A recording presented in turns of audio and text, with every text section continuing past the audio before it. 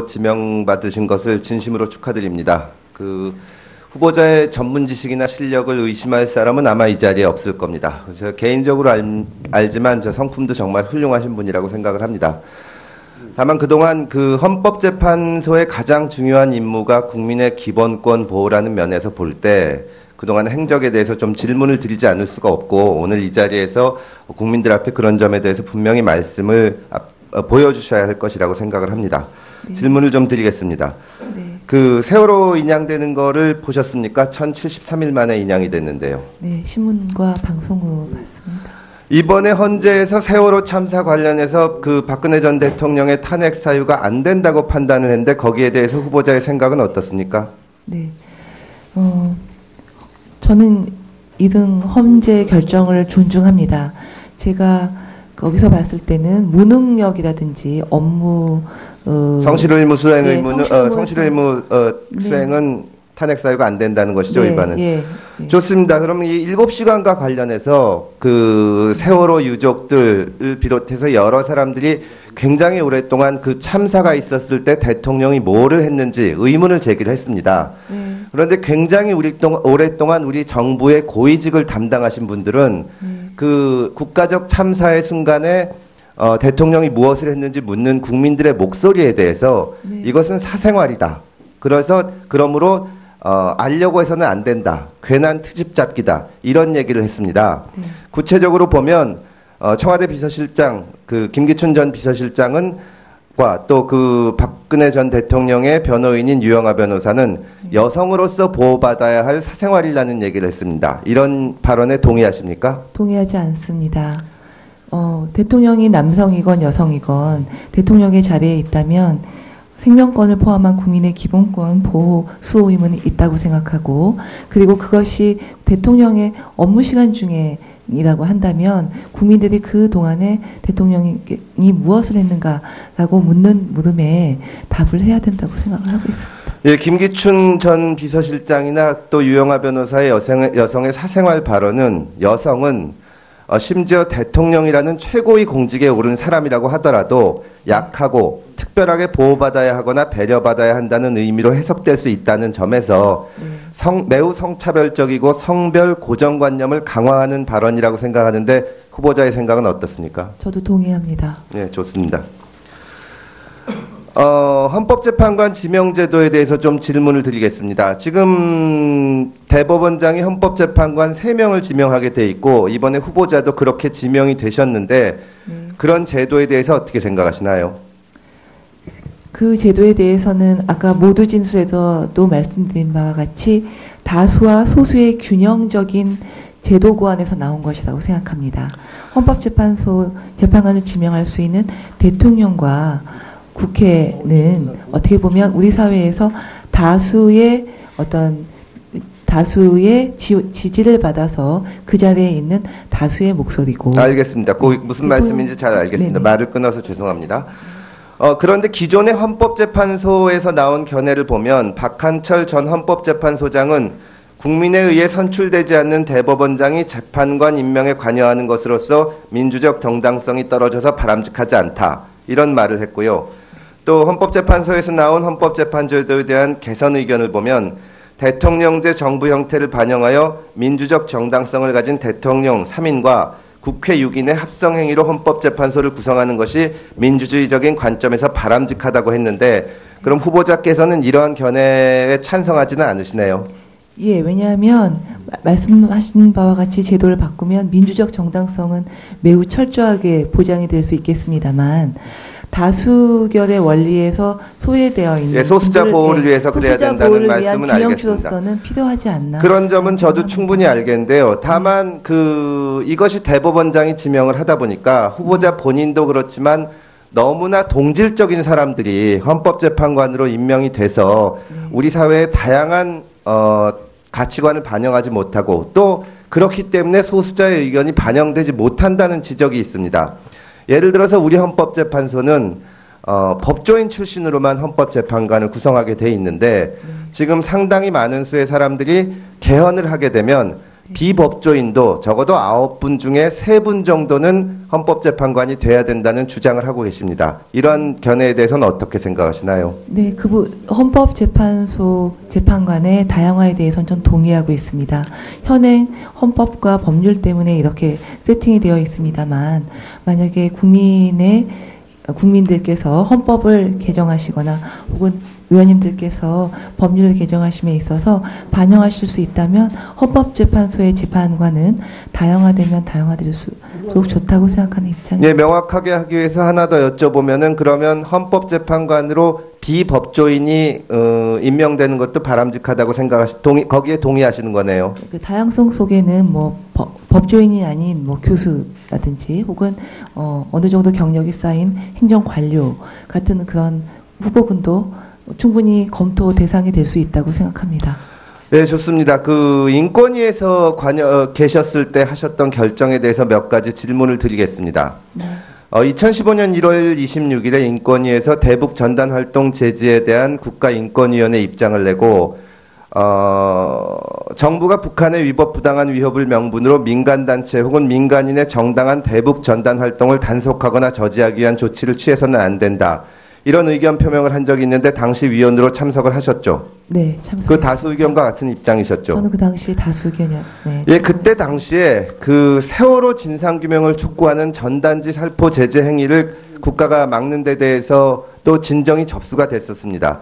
이 세월호 진상 규명을 촉구하는 전단지 살포 제재 행위에 대해서는 아무런 의견을 내지 않고 다만 대북 전단 활동 제지에 대해서만 입장을 낸 이유가 무엇입니까? 제가 세월호 관련된 그 사건에 출석을 했었는지 여부가 잘 기억이 안 납니다만 제가 대북 전단에 있어서 다수 의견에 찬동한 거는 아니요, 기억을 시간이 하고 없어서 제가 하나만 묻겠습니다. 이때 당시에 똑같은 그 결정문에 반대 의견을 보면 유사한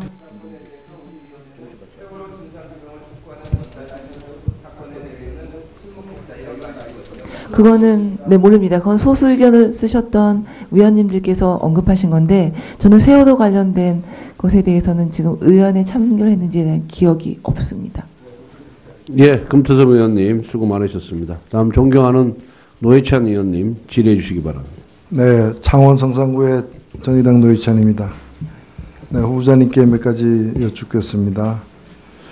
그 대법원의 인사청문 사유서를 보면 후보자에 대해서 그간의 경험과 전문성에 비추어 사회적 약자 및 소수자들의 기본권 보호와 향상이라는 시대적 요청에 가장 적합한 헌법재판소 재판관 후보로 지목되어 왔다 이렇게 서술하고 있는데 어떻게 생각하십니까? 동의하십니까? 저는 많이 부족합니다만 그런 평가를 받기에 저로서는 좀 사회적 약자와 그 소수자를 위한 관심과 또 애정, 노력들이 나름대로 있어 왔다고 자부하십니까? 나름대로 있어 왔지만 여러 의원님들께서 말씀하시는 걸 듣고 보니 부족한 점도 많았구나 하는 생각을 해봅니다. 여기서 소수자라는 것은 성소수자도 포함됩니까?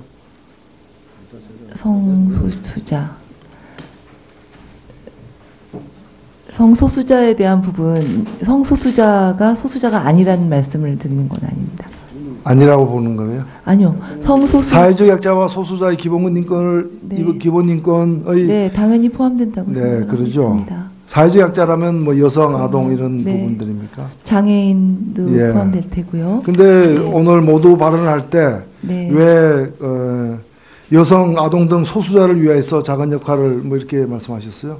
여성, 아동이 소수자입니까? 사회적 약자 아니에요? 이 개념이 확실히 구분돼야 되는 부분들 아니에요?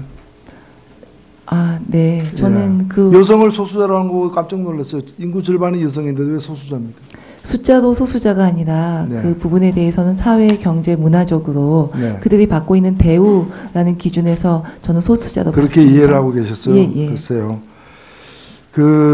이 사회적 약자와 소수자를 위한 활동의 하나로서 국가인권위원회 활동을 두셨는데 국가인권위원회 법상의 그 제2조 3호의 그 차별금지 사유가 쭉 열거되어 있는 건 알고 계시죠? 예. 이 내용에 대해서 다 동의하십니까? 죄송한데 지금 제가 법조문을 다 못 외워서 한번 법조문을 보면 안 될까요? 네, 다음과 같은 사유로다가 이렇게 차별해서는 안 된다고 하면서 성별, 종교, 사회적 신분, 출신 지역, 국가, 민족, 그리고 가족 형태, 가족 상황, 그리고 성적 지향, 학력, 네. 병력 이렇게 쭉 나와 있는데 네. 이러한 이제 국가보안법, 인권위원회법상 열거된 차별금지 사유에 대해서 네. 충분히 그 공감을 하시냐 지금 공감합니다. 공감하고 네, 있습니다. 공감하고 활동했습니다. 네. 그러면 이런 법을 뭐 개정하자는 그런 견해에 대해서는 좀 생각이 다를 수 있겠네요. 어떤 법을? 국가인권위원회에서 차별금지 사유를 갖다가 변경해야 된다는 주장도 있거든요. 아, 그렇습니까? 네. 예. 뭐 그거는 별개로 하고요. 네. 그리고 유엔 자유권 협약 차별금지 사유는 이거보다 더 포괄적으로 더 넓게 차별금지 사유가 되어 있다는 거 알고 계시죠? 제가 정확히는 모르고 있습니다.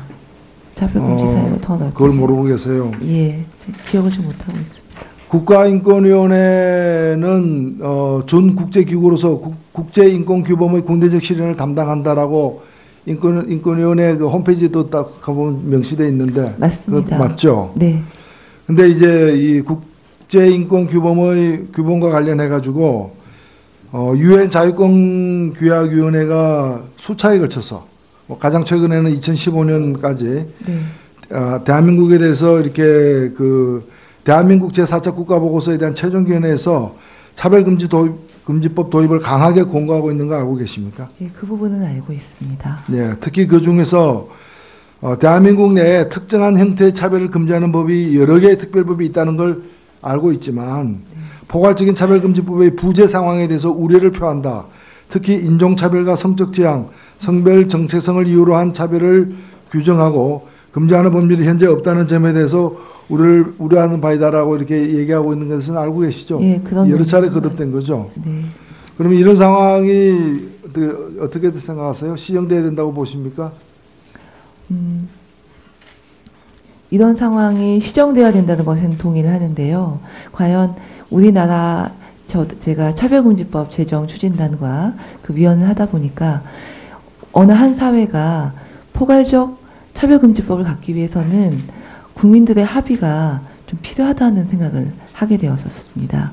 물론 근데 우리나라 그 차별금지법을 추진하고 제정 추진을 하는 과정에서 보니 조금 더 국민들의 여론을 들어서 어떤 차별금지 사유를 넣고 어떤 차별금지 영역을 이 법에 넣어야 될지에 대해서 논란이 많기 때문에 조금 그 상황이 어렵게 되고 있구나까지는 제가 알고 있는 상황입니다. 그런데 같은 이유로다가 지금 말씀하신 것과 똑같은 이유로다가 이미 제정된 네, 국가인권위법 제2조 3항의 그 차별금지 사유에 대해서 네. 이건 국민적 합의에 기초한 것이 아니므로 이걸 개정해야 된다, 또 일부는 빼야 된다라는 주장이 일고 있는데 거기에 대해서는 어떻게 생각하십니까?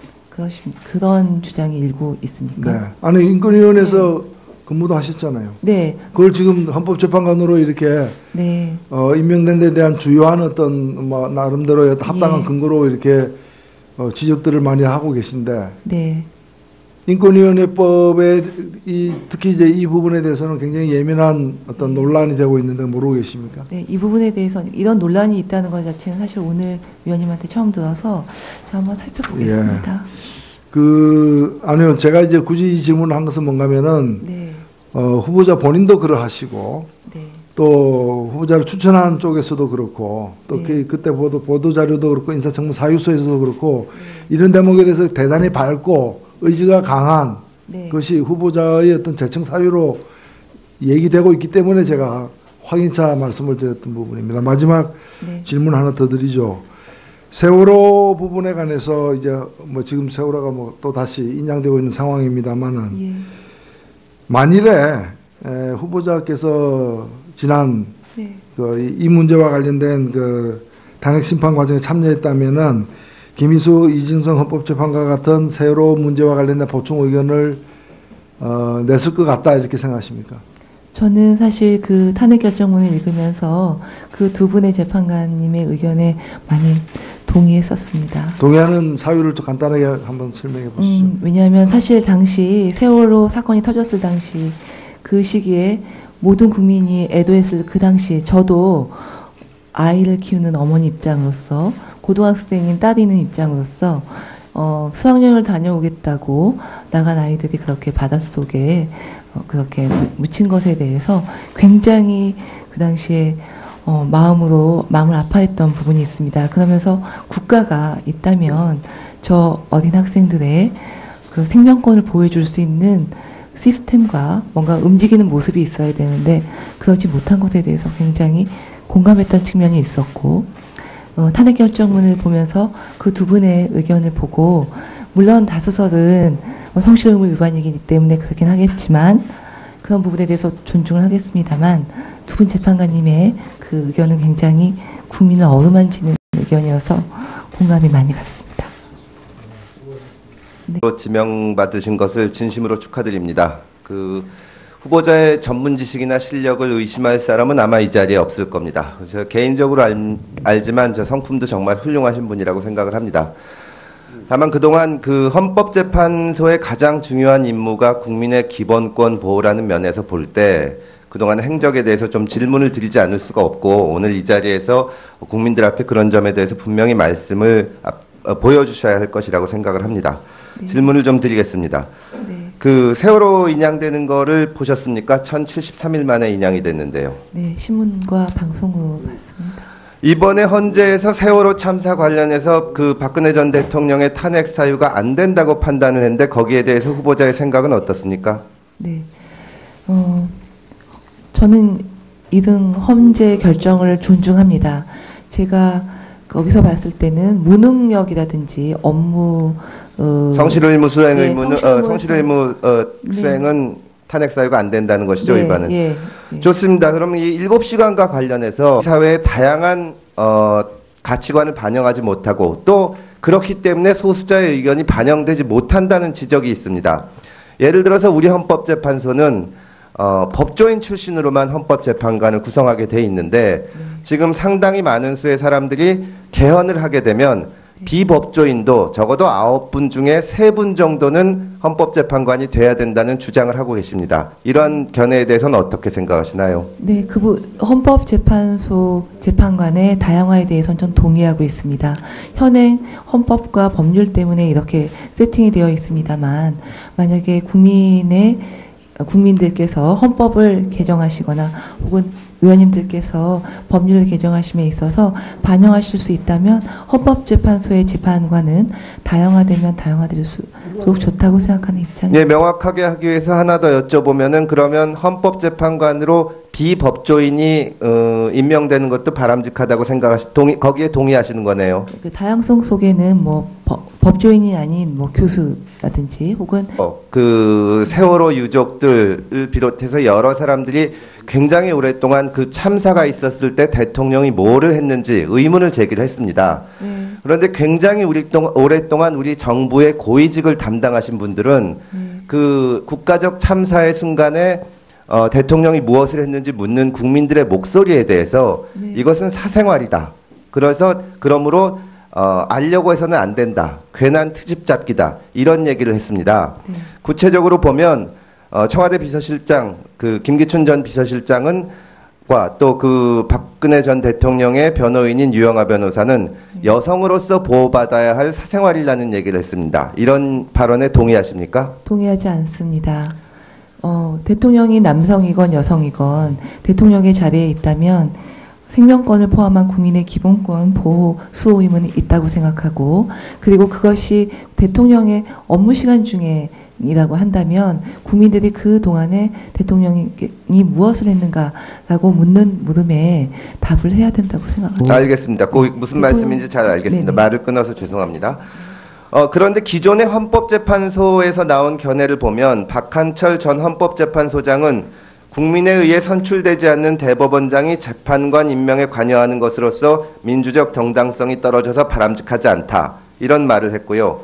또 헌법재판소에서 나온 헌법재판제도에 대한 개선 의견을 보면 대통령제 정부 형태를 반영하여 민주적 정당성을 가진 대통령 3인과 국회 6인의 합성행위로 헌법재판소를 구성하는 것이 민주주의적인 관점에서 바람직하다고 했는데, 그럼 후보자께서는 이러한 견해에 찬성하지는 않으시네요.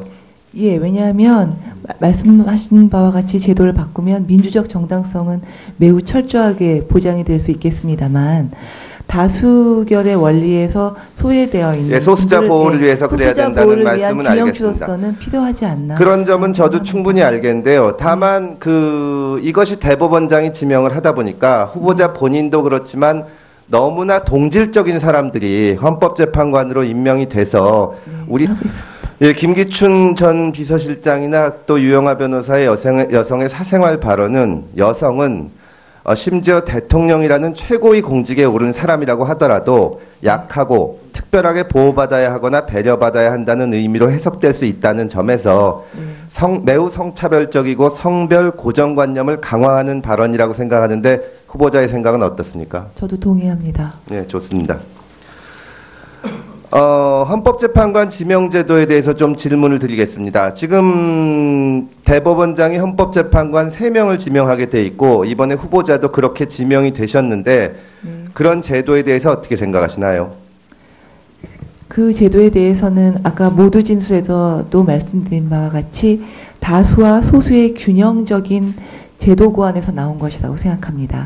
헌법재판소 재판관을 지명할 수 있는 대통령과 국회는 어떻게 보면 우리 사회에서 다수의